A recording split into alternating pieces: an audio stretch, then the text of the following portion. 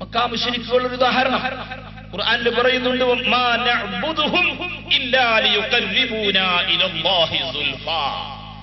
ഞങ്ങൾ ആ മഹാത്മാക്കളെ അവരുടെ പേരിലുണ്ടാക്കിയ വിഗ്രഹങ്ങളെയെല്ലാം വെച്ചുകൊണ്ട് ഞങ്ങൾ ചെയ്തത് ആരാധനയാണ്.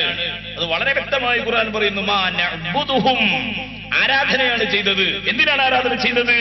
ഇല്ലാ ലിയുഖർരിബൂനാ ഇലല്ലാഹി സുൽഫാ, അല്ലാഹുവിലേക്ക് അടുപ്പിക്കാൻ വേണ്ടിയാണ്. അപ്പൊ അല്ലാഹുവിനെ അംഗീകരിക്കുന്നു, ആ അല്ലാഹുവിനെ ആരാധിക്കണം, ആ അല്ലാഹുവിലേക്ക് അടുപ്പിക്കുവാൻ വേണ്ടി ഈ മഹാത്മാക്കളെയും ആരാധിച്ചു. അപ്പൊ എന്തായി? അല്ലാഹുവിന് കൊടുത്തതും അല്ലാഹുവിലേക്ക് അടുപ്പിക്കേണ്ടവർക്ക് കൊടുത്തതും ഒന്നായി പോയി. ഇതൊക്കെ ശരിക്കും മനസ്സിലാക്കണം. അല്ലാഹുവിന് കൊടുത്തതും ആരാധന, അല്ലാഹുവിലേക്ക് അടുപ്പിക്കേണ്ടവർക്ക് കൊടുത്തതും ആരാധന. അതാണ് അവർക്ക് പറ്റിയത്. ഇതാ പറ്റിയത് എന്ന് തിരിയാത്തതാണ് വഹാബിക്കും മൗദൂദിക്കും ഒക്കെ പറ്റിയത്. അതൊക്കെയും നമ്മൾ, എന്റെ പ്രിയപ്പെട്ട മുത്താലിം സുഹൃത്തുക്കളും സുന്നത്തി ജമാഅത്തിന്റെ പ്രവർത്തകരും വ്യവച്ഛേദിച്ച് തന്നെ മനസ്സിലാക്കി വെക്കണം. ഇത് വളരെ വ്യക്തമായി ഖുർആൻ തന്നെ പറഞ്ഞിട്ടുണ്ട്, വമിനൻ നാസി മൻ യത്തഖിദു മിൻ ദൂനില്ലാഹി അൻദാദൻ യുഹിബ്ബൂനഹും കഹുബ്ബില്ലാഹ്. ഇവരാ സമന്മാർക്ക് നൽകുന്ന സ്നേഹവും അല്ലാഹുവിന് നൽകുന്ന സ്നേഹവും ഒരുപോലെയാണ്. യുഹിബ്ബൂനഹും കഹുബ്ബില്ലാഹ്. അങ്ങനെയാണ് അവിശ്വാസികളും മുശ്രിക്കുകളും ചെയ്തതെങ്കിൽ സത്യവിശ്വാസികളുടേത് അങ്ങനെയല്ല. വല്ലദീന ആമനൂ അശദ്ദു ഹുബ്ബൻ ലില്ലാഹ്. നമ്മുടെ ഖൽബിൽ അല്ലാഹുവിനോടുള്ളതുപോലത്തെ ഒരു സ്നേഹം വേറെ ഒരാളോടുമില്ല. രണ്ടാമത്തെ സ്ഥാനത്ത് നിൽക്കുന്നു അഷ്റഫുൽ ഖൽഖി ത്വാഹ റസൂലുള്ളാഹി.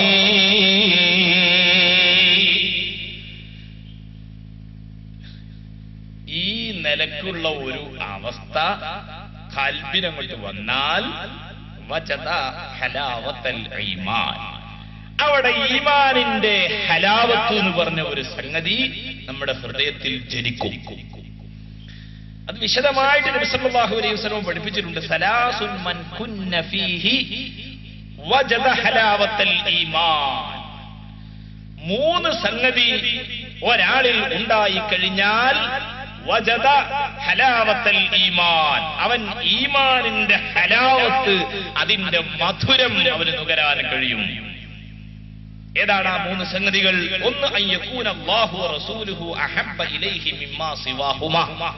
അല്ലാഹുവും അവന്റെ റസൂലും അവന്റെ മനസ്സിൽ മറ്റെന്തിനേക്കാളും പ്രിയപ്പെട്ടതായി തീരുക.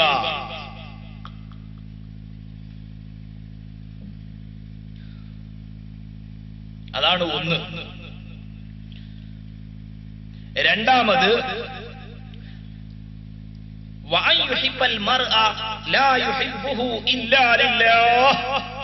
ഒരാള് വേറെ ഒരാളെ സ്നേഹിക്കുന്നുണ്ട്, പക്ഷെ ആ സ്നേഹിക്കുന്നതും അല്ലാഹുവിന്റെ സ്നേഹത്തിന് തന്നെയാണ്. അപ്പൊ അതും എന്തായി? ആ പറഞ്ഞത് മറ്റേ ആദ്യം പറഞ്ഞൊരു വിശദീകരണമാണ്. ഒന്നാം സ്ഥാനത്ത് ഖൽബിൽ അല്ലാഹുവിനോടുള്ള മഹബത്ത്, അതിന്റെ കാരണമാണ് നബി സല്ലല്ലാഹു അലൈഹി വസല്ലമയോടുള്ള മഹബത്ത്. ഇനി ആരെയൊക്കെ മഹബത്ത് വെക്കുന്നുണ്ടോ, ഇല്ലാ ലില്ലാഹ്, അതൊക്കെ അല്ലാഹുവിന്റെ മഹബത്തിൽ തന്നെയാവുക.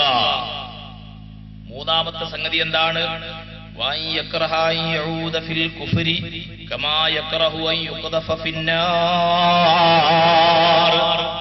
അതും ആദ്യം പറഞ്ഞതിന്റെ ബയാൻ തന്നെയാണ്.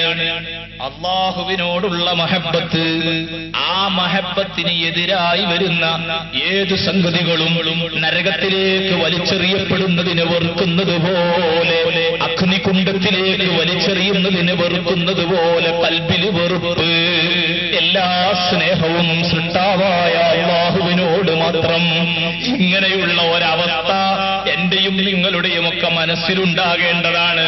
അതങ്ങ് ഉണ്ടായിക്കഴിഞ്ഞാൽ അതോടുകൂടി ഈമാനിന്റെ ഒരു മധുരം അവന് കിട്ടുന്നു. ഞാൻ പറഞ്ഞത് എന്താണ്? ഇബാദത്തിന്റെ മധുരം പറയുമെന്നല്ലേ? എന്നാൽ പ്രിയപ്പെട്ട സഹോദരന്മാർ ചിന്തിച്ചോ, ഇവിടെ ഈമാനിന്റെ മധുരം എന്നതിന്റെ വിവക്ഷ എന്താണ്? ബഹുമാനപ്പെട്ട ഹാഫിദ് ഇബ്നു ഹജറുൽ അസ്ഖലാനി തങ്ങൾ ഈ ഹദീസിന്റെ ബയാൻ പഠിപ്പിച്ചുകൊണ്ട് അതാ അവിടുത്തെ ഫത്ഹുൽ ബാരിയിൽ രേഖപ്പെടുത്തുന്നു, വമഅന ഹലാവത്തിൽ ഈമാനി, ഈമാനിന്റെ മധുരം എന്നതുകൊണ്ടുള്ള ഉദ്ദേശം ഇസ്തിൽദാദു ഇബാദത്തിന്റെ രസം തന്നെയാണ്. ഇബാദത്ത് ചെയ്യാൻ അവർക്ക് വല്ലാത്ത രസമായിരിക്കും. വതഹമ്മുലുൽ മശാഖ ഫിദ്ദീൻ, ദീനിന്റെ കാര്യത്തിൽ എന്തു പ്രയാസങ്ങളും അവർക്ക് സഹിക്കാൻ അവരൊരുക്കമായിരിക്കും. വൈസാറു ദാലിക ലാ അറാദിദ് ദുനിയാ, ദുനിയാവിന്റെ എന്ത് കാര്യങ്ങൾ തടസ്സപ്പെട്ടാലും ആഖിറത്തിന്റെ ദീനിന്റെ അല്ലാഹുവിന്റെ ഒരു വിഷയവും മാറ്റിവെക്കുന്ന പ്രശ്നമില്ല. മറ്റെന്തിനേക്കാളും അല്ലാഹുവിന്റെ ദീനിന് ഒരു മുൻഗണന നൽകും. ഇതാണ് ശരിയായ ഹലാവത്ത്. അപ്പൊ ഈമാനിന്റെ രുചി കിട്ടിക്കഴിഞ്ഞാൽ അവനുണ്ടായിത്തീരുന്നത് യഥാർത്ഥത്തിൽ ഇസ്തിൽദാദു ത്വാഅത്താണ്, ഇബാദത്തിന്റെ രസം. നിങ്ങൾ നോക്കൂ, ഞാൻ ഒന്ന് രണ്ട് ഉദാഹരണങ്ങൾ ആ രസം കിട്ടിയവരുടെ ജീവിതത്തിൽ നിന്ന് പറയുകയാണ്. ഒറ്റ ഒരു ഉദാഹരണം നോക്കൂ. ബഹുമാനപ്പെട്ട അബ്ദുല്ലാഹ് ഇബ്നു മസ്റൂഖുൽ ഖൈറുവാനി റഹ്മത്തുള്ളാഹ്, അദ്ദേഹം ഒരു ദിവസം അബൂ ജഅഫർ തങ്ങളെ സന്ദർശിക്കുവാൻ വേണ്ടി ചെന്നു. ബഹുമാനപ്പെട്ടവർ ചെല്ലുമ്പോ ഫവജദഹു യുസല്ലി, അബൂ ജഅഫർ തങ്ങൾ നിസ്കരിച്ചുകൊണ്ടിരിക്കുകയാണ്. ഫഅതാല അബൂ ജഅഫർ സ്വലാത്തഹു, മൂപ്പര് നിസ്കാരം വല്ലാതെ നീട്ടുന്നു. ഒറ്റക്കുള്ള നിസ്കാരാണ്, അപ്പൊ എത്രയും നീട്ടി നിസ്കരിക്കാം. ഇമാമത്ത് നിൽക്കുമ്പോ ആവശ്യമില്ലാതെ നീട്ടരുതേ. അല്ല, ഇനിയിപ്പോ നമ്മള് ഇവിടുന്ന് ദായികളായി പുറത്തേക്ക് പോവാണ്. നമ്മൾ ചിലപ്പോ ഖുർആൻ 30 ജുസ് ഹിഫ്ള് പഠിച്ചിട്ടുണ്ടാവും. അതെല്ലാം കൂടി വെച്ചിട്ട് നമുക്ക് എന്ത് ചെയ്യാൻ പറ്റൂല?